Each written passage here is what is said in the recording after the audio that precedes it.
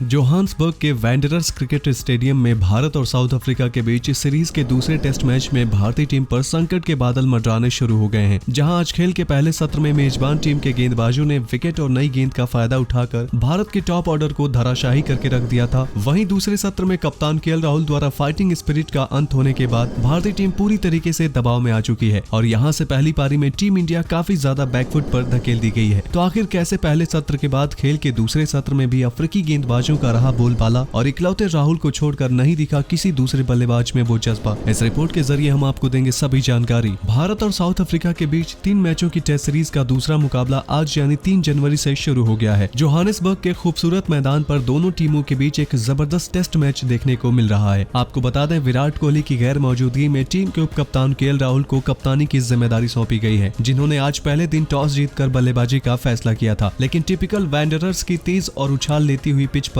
भारत का top order एक बार फिर पूरी तरीके से फ्लॉप हो गया। हालांकि अग्रवाल और राहुल की सलामी जोड़ी ने 36 रनों की साझेदारी करके सती हुई शुरुआत दिलाई थी, लेकिन इसके बाद विकेटों की लाइन लग गई। पहले मार्को यानसेन ने अपने स्पेल की पहली गेंद पर अग्रवाल को कॉट बिहाइंड कराकर 26 रनों पर चलता किया। उसके बाद दूसरे एंड से ओलिवियर ने लगातार 2 गेंदों पर टीम के 2 सबसे अनुभवी बल्लेबाज पुजारा और अजिंक्य रहाणे को सस्ते में पवेलियन भेजकर भारतीय टीम पर दबाव बढ़ा दिया था। लंच तक ही टीम इंडिया 50 रनों के अंदर 3 विकेट खोकर पूरी तरीके से दबाव में आ चुकी थी। लेकिन लंच के बाद भारतीय टीम ने संभली हुई शुरुआत की। पहले 3 ओवर में विहारी और राहुल ने मैडन खेला और फिर इसके बाद दूसरे सत्र के चौथे ओवर में जाकर विहारी के बल्ले से सेशन का पहला चौका निकला। लेकिन फिर 32वें ओवर में विहारी बाल बचे, जब एनगिडी की गेंद पर रबाडा ने विहारी का एक आसान सा कैच टपका दिया और 9 रन के नीचे स्कोर पर विहारी को एक जीवनदान मिल गया। दूसरे छोर पर राहुल अब पूरी तरीके से सेट हो चुके थे और उनके बल्ले से भी लगातार अंतराल पर चौके निकलने शुरू हो गए। इसी बीच 37वें ओवर में केएल राहुल ने कगिसो रबाडा के गेंद पर शानदार चौका लगाकर अपने टेस्ट करियर के 2500 रन के लैंडमार्क को हासिल कर लिया। दूसरे एंड पर विहारी भी राहुल का बखूबी साथ निभा रहे थे और देखते ही देखते दोनों बल्लेबाजों ने चौथे विकेट के लिए 42 रन जोड़ दिए। लेकिन जैसे ही टीम इंडिया का स्कोर 90 के पार पहुंचा, अफ्रीकी टीम के सबसे अनुभवी गेंदबाज कगिसो रबाडा ने विहारी को 20 रन के नीचे स्कोर पर बाहर का रास्ता दिखाकर भारतीय टीम की मुश्किलें बढ़ा दी। विहारी अपने मिले जीवनदान का फायदा उठाने में नाकाम रहे और वांडर डसन ने हवा में छलांग लगाकर विहारी का एक जबरदस्त कैच लपक लिया। इसके बाद नए बल्लेबाज ऋषभ पंत ने आते ही 2-3 आक्रामक शॉट लगाए और विकेट पर टिकने की कोशिश की। वहीं दूसरे छोर पर कप्तान राहुल ने भी 45वें ओवर में एनगिडी की तीसरी गेंद पर एक सिंगल लेकर जोबर्ग में एक शानदार अर्धशतक जड़ दिया। लेकिन इसके तुरंत बाद मेजबान टीम को सबसे बड़ी कामयाबी मिल गई। उनके सबसे युवा गेंदबाज मार्को यानसेन ने एक शॉट ऑफ लेंथ गेंद डालकर राहुल को पुल शॉट खेलने पर मजबूर कर दिया और यहीं पर बाएं हाथ के युवा गेंदबाज ने दिन का सबसे बड़ा विकेट झटक लिया। केएल राहुल 133 गेंदों पर 9 चौके की बदौलत 50 रनों की एक कप्तानी पारी खेलकर आउट हुए। लेकिन 117 रनों पर भारत की आधी टीम पवेलियन पहुंची और अब यहां से रन बनाने की सारी जिम्मेदारी ऋषभ पंत और आर अश्विन के कंधों पर आ चुकी है। जहां पंत 13 रन बनाकर अभी तक विकेट पर कंफर्टेबल दिखे हैं, वहीं पर अश्विन ने भी आते ही 3 चौके जड़कर एक पॉजिटिव इंटेंट दिखाया है और भारतीय फैंस यही उम्मीद कर रहे होंगे कि दोनों के बीच एक अच्छी पार्टनरशिप देखने को मिले और किसी तरह भारत 200 से ऊपर के आंकड़े को प्राप्त करने में कामयाब रहे। लेकिन दोस्तों, आप सभी को क्या लगता है, भारतीय टीम की फ्लॉप बल्लेबाजी का सबसे बड़ा जिम्मेदार कौन है? अपनी राय हमें नीचे कमेंट बॉक्स में कमेंट करके जरूर बताइए और ऐसे ही शानदार खबरों के लिए सब्सक्राइब करिए हमारे YouTube channel cricket in India को। वीडियो अच्छी लगी हो तो इसे लाइक करें, शेयर करें और बेल आइकन को दबाना बिल्कुल ना भूलें।